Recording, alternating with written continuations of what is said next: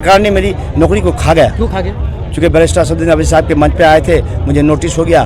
मैंने सोचा जारी नोटिस, मैं मजलिस के लिए, जनताओं के लिए काम करूँगा। मुजाहिद क्या कर रहा था? मुजाहिद आलम क्या कर रहा था? मुजाहिद आलम अभी तो बीजेपी जदयू के साथ था। ऐसा होते रहता है। मैं जदयू का ढोला नहीं धोता था, मैं कई पार्टी। अरे वो इमरान नजम पढ़ते थे सब इसके अवैसी साहब के, और हमारे दो विधायक ने तुम्हें वोट किया, तब तुम राज्यसभा गए। तुम अपनी औकात में रहो। इमरान प्रताप गौरी नजम पढ़ते थे असदुद्दीन अवैसी साहब के।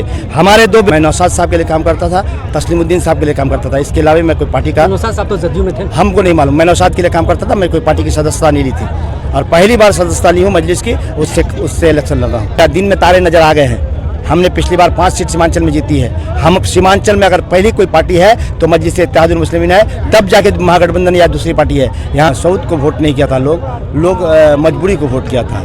अब मजबूरी नहीं है, सामने मजलिस है, सामने गुलाम हसन है, सामने अच्छा कैंडिडेट है। लोग कॉलेज मैदान में एमआईएम के प्रत्याशी गुलाम हसन के पक्ष में जनसभा को संबोधित करने के लिए बैरिस्टर असदुद्दीन अवैसी साहब पहुंचे हुए थे। उन्होंने जमकर महागठबंधन पर निशाना साधे एवं इमरान प्रताप गिरी के द्वारा दिए गए एक बयान पर भी उन्होंने निशाना साधा। हमारे साथ इस वक्त एमआईएम के प्रत्याशी गुलाम हसन हैं। हम उनसे बात करेंगे, जानने की ये कोशिश करेंगे कि ये जो तादाद लोगों का आज काफ़ी भीड़ उमड़ पड़ा था अवैसी को सुनने के लिए, तो जो 11 तारीख को मतदान होगा, जनता किस मुद्दे पर वोट करेंगे, और यहाँ के जो मौजूदा विधायक है उन पर भी अवैसी ने जमकर निशाने साधे, सवाल निशान खड़े किए। क्या कुछ मुद्दा इस बार सीमांचल में आप लोगों का? देखिए, सीमांचल में मुद्दा ही पर बात हो रही है, और आज मैं समझ रहा हूँ सबसे बड़ा मुद्दा है यहाँ का विधायक जो नाकारा है।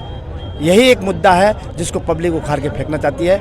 अहम मुद्दा मैं समझता हूँ यही है कि जो एक बहुत बड़े पद को बेमतलब का काबिज करके बैठे हैं, उसको खाली करके एक अच्छे आदमी को, एक अच्छे रहनुमा को बैठाना जनता सोच ली है, और इंशाअल्लाह आने वाले 14 तारीख को वो पद खाली होगा और नए लोग आ जाएंगे। बरचौंदी में एक जनसभा को संबोधित करते हुए इमरान प्रताप गिरी ने कहा कि हैदराबाद का बिरयानी नहीं चलेगा, पंता भात ही ठीक। अरे वो इमरान नजम पढ़ते थे सब इसके अवैसी साहब के, और हमारे दो विधायक ने तुम्हें वोट किया, तब तुम राज्यसभा गए। तुम अपनी औकात में रहो। इमरान प्रताप गौरी नजम पढ़ते थे असदुद्दीन अवैसी साहब के। हमारे दो विधायक हमें वोट दिए, तुम राज्यसभा में दिखते हो, वरना तुम्हारी कोई पहचान नहीं थी। इमरान प्रताप गिरी ने कहा है कि आपके जो बैरिस्टर साहब है वो कांग्रेस के लिए हैदराबाद में वोट मांग रहे हैं, और यहाँ पर कांग्रेस के कैंडिडेट को गालियाँ दे रहे हैं। ये उनसे ही पूछिए ना जाके कि आप गठबंधन में हो ना ठगबंधन में हो। तो आपके तेजस्वी 13 जगह में दोनों से इलेक्शन लड़ रहा है।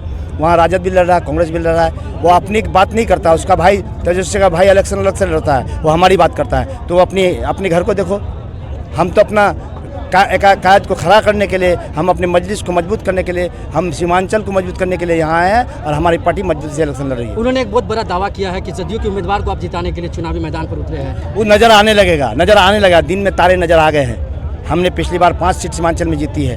हम सीमांचल में अगर पहली कोई पार्टी है तो मजलिस इत्तेहादुल मुस्लिमीन है, तब जाके महागठबंधन या दूसरी पार्टी है। यहाँ आज अव्वल पार्टी बनी है मजलिस, वो भटकटवा नहीं है, भटकटवा तुम हो।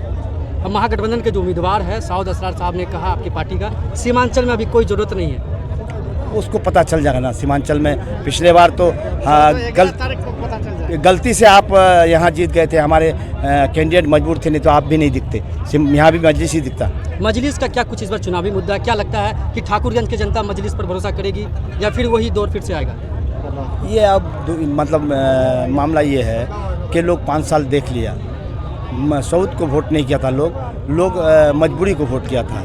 अब मजबूरी नहीं है, सामने मजलिस है, सामने गुलाम हसन है, सामने अच्छा कैंडिडेट है। लोगों को विकल्प मिल गया है। आने वाले 11 तारीख को इनका मतलब शिला मिलेगा, और 14 तारीख को वो कहीं मदरसे में नजर आएंगे। निर्दलीय उम्मीदवार है एक फैजान अहमद, उनका कहना है कि आप 15 साल से जदयू का झोला ढोए थे। मुजाहिद क्या कर रहा था? मुजाहिद आलम क्या कर रहा था? मुजाहिद आलम अभी तो बीजेपी जदयू के साथ था। ऐसा होते रहता है। मैं जदयू का ढोला नहीं धोता था, मैं कई पार्टी का कभी सदस्यता नहीं लिया। पहली बार अपनी ज़िंदगी में मजलिस का सदस्यता लिया। मैं नौशाद साहब के लिए काम करता था, तस्लीमुद्दीन साहब के लिए काम करता था। इसके अलावा मैं कोई पार्टी का, नौशाद साहब तो जदयू में थे, हमको नहीं मालूम। मैं नौशाद के लिए काम करता था, मैं कोई पार्टी की सदस्यता नहीं ली थी, और पहली बार सदस्यता ली हूँ मजलिस की। उससे इलेक्शन लड़ रहा हूँ। तो सरकारी नौकरी आपने इलेक्शन लड़ने के लिए छोड़ दिया? छोड़ गया नहीं, सरकार ने मेरी नौकरी को खा गया। क्यों खा गया? चूँकि बैरिस्टर असदुद्दीन अवैसी साहब के मंच पे आए थे, मुझे नोटिस हो गया, मैंने सोचा जारी नोटिस, मैं मजलिस के लिए, जनताओं के लिए काम करूँगा।